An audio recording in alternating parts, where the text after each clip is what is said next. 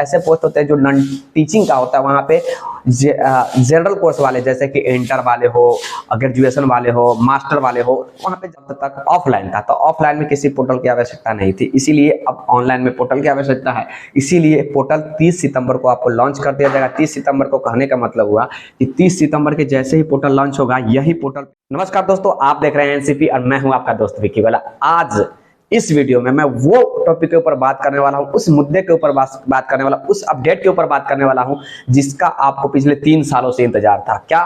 तो 7वीं चरण शिक्षक बहाली, 7th फेज शिक्षक बहाली का आप लोग को बेसब्री से इंतजार था पिछले 3 साल 4 साल से।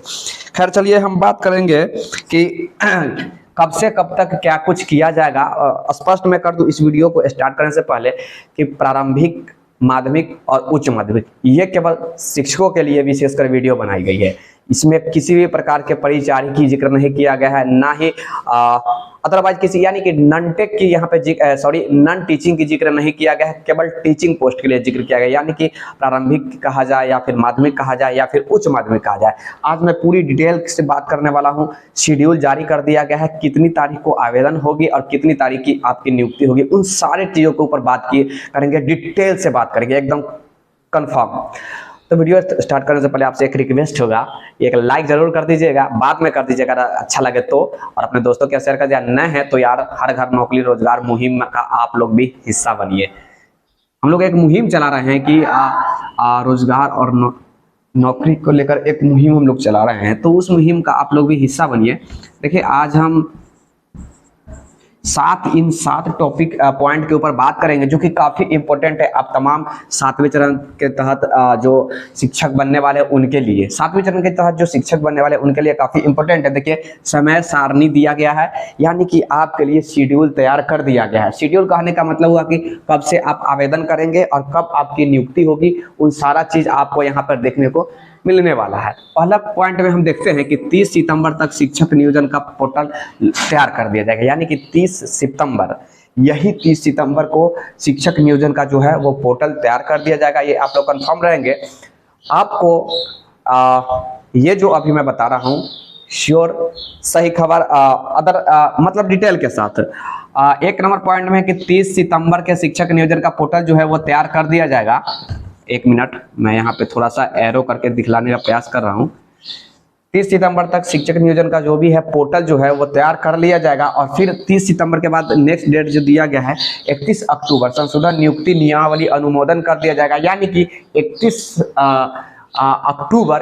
अक्टूबर का जो दिन होगा, ध्यान से सुनिएगा, शायद आपको देखने में शायद सही प्रकार से नजर ना आ रहा हो, मैं माफी चाहूंगा, जल्दीबाजी में मैं ये आप लोग के लिए बना रहा हूँ, फिर भी आप लोग ध्यान से सुनेंगे। 31 अक्टूबर का जो समय होगा वो संशोधित नियुक्ति नियमावली जो बनेगी, नियमावली 2022 जो आप जानते हैं 60-40 का रेशियो, वो नियमावली आपको अनुमोदित कर दिया जाएगा। अनुमोदित करने का मतलब है कि रिलीज कर दिया जाएगा, प्रकाशित कर दिया जाएगा। ओके, नेक्स्ट है कि 30 नवंबर रिक्ति का निकायवार रोस्टर अनुमोदन कर दिया जाएगा, यानी कि 30 नवंबर तक यहाँ पे आप ध्यान से डेट ध्यान से देखिए, 30 नवंबर तक रिक्ति का निकायवार रोस्टर अनुमोदन कर दिया जाए, यानी कि प्रकाशन कर दिया जाएगा। आप देख सकते हैं कि किस रोस्टर में कितनी रिक्तियां आ सकती है, क्या कुछ है, कहाँ पे कौन पंचायत में कौन प्रखंड में या फिर कौन नियोजन इकाई में कितना रिक्तियां हैं। खैर चलिए, नेक्स्ट है कि आपका 5 दिसंबर तक माध्यमिक उच्च माध्यमिक शिक्षक पद के अभ्यर्थियों का विज्ञापन जारी कर दिया जाएगा। यहाँ पे देखिए ध्यान से, ये माध्यमिक और उच्च माध्यमिक के लिए यानी कि STET के लिए ये एक अच्छी खबर है कि 15 दिसंबर तक उनका विज्ञापन जारी कर दिया जाएगा। अब आप लोग के पास एक प्रश्न था कि सर 6ठे चरण के जो नियुक्ति हो रही थी STET यानी माध्यमिक उच्च माध्यमिक की, तो उसे तो कोर्ट ने, पटना हाई कोर्ट ने स्टे लगा दिया, तो फिर ये कैसे विज्ञापन आ जाएगा। देखिए इसी बीच में बिहार सरकार शिक्षा विभाग कोर्ट में सलट लेगी मैटर, जहां तक मुझे अपडेट मिला है, सलट कर और ये आपको विज्ञापन देने का प्रयास करेगा। 6ठे चरण के साथ 7वें चरण नहीं चल सकता, ये आप लोग ध्यान से रखिएगा, ध्यान रखिएगा, क्योंकि 6ठा चरण जब समाप्ति होगी देन 7वें चरण का विज्ञापन आएगा, ये ध्यान में रखिए। तो 15 दिसंबर का जो समय लिया है बिहार सरकार शिक्षा विभाग, इसी बीच में कुछ खेल करने वाला है, शिक्षा विभाग कुछ खेला करने की तैयारी में है।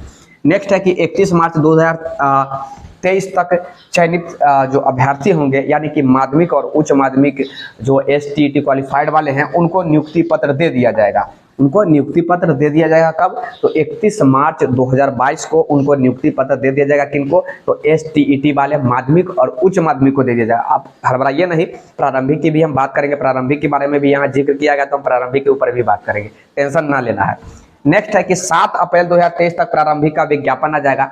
7 अप्रैल 2023, यहाँ पे ध्यान से देखिए, 7 अप्रैल 2023, 22 नहीं 2023 में आपको विज्ञापन देखने को मिलेगा। प्रारंभिक जो शिक्षकों की बहाली होने वाली है, जिसमें 1 से लेकर 5, 6 से लेकर 8 की जो बहाली होने वाली है, वो 7 अप्रैल 2023 को विज्ञापन देखने को मिलने वाला है आपको। ये ध्यान से आप लोग सुनिएगा, पूरा डिटेल सुनिए और इसके बाद भी कुछ बताने वाला हूँ आपको। नेक्स्ट है कि 31 जुलाई तक नियुक्ति पत्र दे दिया जाएगा। तो 31 जुलाई तक किसको नियुक्ति पत्र दे दिया जाएगा? तो 31 जुलाई तक जो है वो आपको प्रारंभिक वालों को नियुक्ति पत्र दे दिया जाएगा। यानी कि प्रारंभिक स्कूलों में 1 से 8 क्लास की जो होगी बहाली, उसको 31 जुलाई तक नियुक्ति पत्र दे दिया जाएगा। ये जो शेड्यूल दिया गया है, ये जो समय सारणी दिया गया है, ये शिक्षा विभाग ने खुद समय सारणी जारी किया है कि हम इसी समय सारणी के, इसी डायग्राम के अनुसार, इसी समय को फॉलो करते हुए बहाली को पूर्ण करेंगे। लेकिन देखिए, समय सरकार ये दी है, ये सही बात है, लेकिन सारा चीज अगर सही सलामत चले तो ये समय फॉलो अप कर सकती है शिक्षा विभाग। अदर भाई आप जानते हैं कि पिछले अगर छठा चरण के अगर आप इतिहास उलट कर देखेंगे तो प्रतिदिन समय शिक्षा विभाग दे रही थी, लेकिन उनका समय एक्सटेंड कर रहा था। और यहाँ पे बात आप देख सकते हैं कि प्रारंभिक की 7 अप्रैल को विज्ञापन आएगा और 31 जुलाई को आपको नियुक्ति पत्र की यहाँ पे जिक्र किया गया। यानी कि आप 2023 के मिड में आप शिक्षक बन जाएंगे, 2023 के मिड में शिक्षक बनेंगे। उसके बाद इलेक्शन आ जाएगा 24 में, तो ये फिर बात हो गई कि इलेक्शन का भेंट चढ़ गया है बहाली, ये कंफर्म रहिए, इलेक्शन का भेंट चढ़ गया बहाली। लेकिन निगेटिव नहीं सोचना है। कैसे नहीं सोचना है, ध्यान से सुनिए। देखिए, अभी तक आपकी रोस्टर तैयार नहीं किया गया है, यानी कि मुहर नहीं लगा है। तैयार किया जा चुका है ऑलरेडी, लेकिन मुहर नहीं लगा है। मुहर नहीं लगा है तो इसका मतलब वो अभी निष्क्रिय है, उस पर अभी काम नहीं किया जा सकता है। तो जैसे ही इस पे मुहर लगेगी, उसके बाद वो एक्टिव हो जाएगा नियमावली। और नियमावली एक्टिव होने का मतलब है तब बहाली होना। तो नियमावली जब बना ही नहीं, 2022 नियमावली जब बना ही नहीं, तो फिर कैसे आप समझ रहे हैं कि तुरंत बहाली हो जाएगा? फिर भी अभी आपको मैं स्पष्ट कर दूं कि ये जो शेड्यूल जो दिया गया है, ये जो भी डेट दिया गया है, जिस प्रकार का आप लोग काम कर रहे हैं, जिस प्रकार के आप एक्टिव हैं, स्वयं बने हुए रहिएगा एक्टिव। ये ध्यान में रखिएगा। ऐसा नहीं कि शेड्यूल जारी कर दिया गया है, हम कंबल तान के और सो जाए, हमारी बहाली तो अब श्योर है कि 31 जुलाई को और उसके बाद 31 मार्च को माध्यमिक उच्च माध्यमिक और प्रारंभिक 31 जुलाई को नियुक्ति पत्र मिलना ही, हम कंबल तार के सो जाते नहीं। अगर ऐसा करेंगे तो 31 जुलाई से 31 दिसंबर 2023 भी हो सकता है, ये ध्यान में रखिएगा। और 31 मार्च से इनका भी 31 दिसंबर 2023 हो सकता है, ये ध्यान में रखिएगा। कतई भी नहीं। बिहार है, बिहार में बहार है और नीतीश कुमार है, क्योंकि आप जानते हैं। और एक और आए हमारे नवयुवक उप मुख्यमंत्री, थोड़ा इंतजार का मजा लीजिए, दिल है बेकरार का मजा लीजिए, वो अलग बोलते हैं। और एक नीतीश कुमार जी आए हैं, वो अलग सुशासन के सरकार वाले बाबू जी हैं। तो खैर आप लोग समझ गए होंगे। आगे तो मैं ज़्यादा कुछ नहीं बताना चाहूँगा इस वीडियो में, फिर भी आपको थोड़ा बहुत और समझाने का मैं प्रयास करूँगा कि नवंबर में जो 2 लाख शिक्षकों की जो बहाली की बात किया गया है, ये 2 लाख शिक्षकों की बहाली अभी विशेषकर ये जो मैं ऑलरेडी बनाया हूँ, इसमें केवल माध्यमिक और उच्च माध्यमिक के लिए, प्रारंभिक, माध्यमिक, उच्च माध्यमिक के लिए केवल है। यहाँ पे नॉन टीचिंग का एक पॉइंट भी बात नहीं किया गया है, बट नॉन टीचिंग का भी रिक्तियाँ आ रहा है। कन्फर्म रहिए, जब मैं बोला हूँ वो आएगा, इसलिए क्योंकि मैं जानकारी लेने के बाद ही बताता हूँ। नॉन टीचिंग के ऊपर मैं ऑलरेडी बाद में बनाऊंगा। नॉन टीचिंग में भी बहुत सारा पोस्ट है, जो ऑलरेडी ट्रेंड होते हैं ना, वो भी नॉन टीचिंग में जा सकते हैं, और जो नहीं ट्रेंड है वो तो नॉन टीचिंग में जाएंगे ही। तो इसीलिए नॉन टीचिंग का पोस्ट ऑलराउंडर हो जाता है, यानी कि वहाँ पे सारे लोग जा सकते हैं, जैसे कि परिचारी हो, सहायक कार्यपालक हो, या फिर क्या बोलते हैं पुस्तकालय अध्यक्ष। तो पुस्तकालय अध्यक्ष में तो लाइब्रेरियन वाले केवल जा सकते हैं जो लाइब्रेरियन के कोर्स कर चुके हैं। लेकिन कुछ ऐसी रिक्तियां होती है, कुछ ऐसे पोस्ट होते हैं जो नॉन टीचिंग का होता है, वहाँ पे जनरल कोर्स वाले, जैसे कि इंटर वाले हो, ग्रेजुएशन वाले हो, मास्टर वाले हो, वहाँ पे जा सकते हैं। तो ये तो केवल अभी हमने जो शेड्यूल, समय सारणी जो शेड्यूल जो जारी किया गया है, समय सारणी शेड्यूल जिसे आप कहते हैं या समय सारणी कहिए, ये केवल प्रारंभिक, माध्यमिक और उच्च माध्यमिक के लिए हुआ है। अगर इसके बाद अगर आप लोग का किसी प्रकार का प्रश्न हो तो कमेंट जरूर कीजिएगा, उस प्रश्नों का मैं जवाब देने का प्रयास करूंगा। और जाने से पहले एक चीज़ और कहूँगा कि नवंबर क्या यहाँ जिक्र किया गया, देखिए नवंबर सितंबर तो अभी लगभग खत्म है, अक्टूबर बीच में एक महीना आता है, उसके बाद नवंबर, तो नवंबर से ये सारा कार्यक्रम स्टार्ट हो जाएगा। और नवंबर से ये देखिए, नवंबर से नहीं स्टार्ट हो रहा है, सितंबर से ही स्टार्ट हो रहा है कार्यक्रम। 30 सितंबर से ही स्टार्ट हो रहा है, यानी कि पोर्टल आपका जो अब जानते हैं कि ऑनलाइन सेंट्रलाइज होने वाला है, तो पोर्टल की आवश्यकता पड़ेगी। पहले जो बहाली चल रही थी यानी कि छठे फेज तक, तो उस वक्त तक ऑफलाइन था, तो ऑफलाइन में किसी पोर्टल की आवश्यकता नहीं थी, इसीलिए अब ऑनलाइन में पोर्टल की आवश्यकता है। इसीलिए पोर्टल 30 सितंबर को आपको लॉन्च कर दिया जाएगा। 30 सितंबर को कहने का मतलब हुआ कि 30 सितंबर के जैसे ही पोर्टल लॉन्च होगा, यही पोर्टल पे आपको आवेदन प्रारंभिक हो, माध्यमिक हो या फिर उच्च माध्यमिक को आवेदन करना होगा। और आवेदन किस प्रकार करना होगा, आप जानते हैं कि नियोजन वाइज आपको सिलेक्ट करना होगा। इससे पहले मैं ऑलरेडी बता चुका हूं, अगर इसके बाद डिटेल से अगर चाहिए इसके ऊपर आप लोग को जानकारी तो बताइएगा, मैं उसके ऊपर भी दे दूंगा। आप वहां पे नियोजन वाइज सिलेक्ट करेंगे और नियोजन वाइज आपको मेरिट बनेगी आपको स्टेट से, ये ध्यान में रखिएगा, सचिवालय से ही आपकी मेरिट बनेगी। अब जिला वाइज, प्रखंड वाइज, नियोजन वाइज मेरिट नहीं बनेगी, अब आपकी मेरिट सचिवालय पटना से ही बनेगा।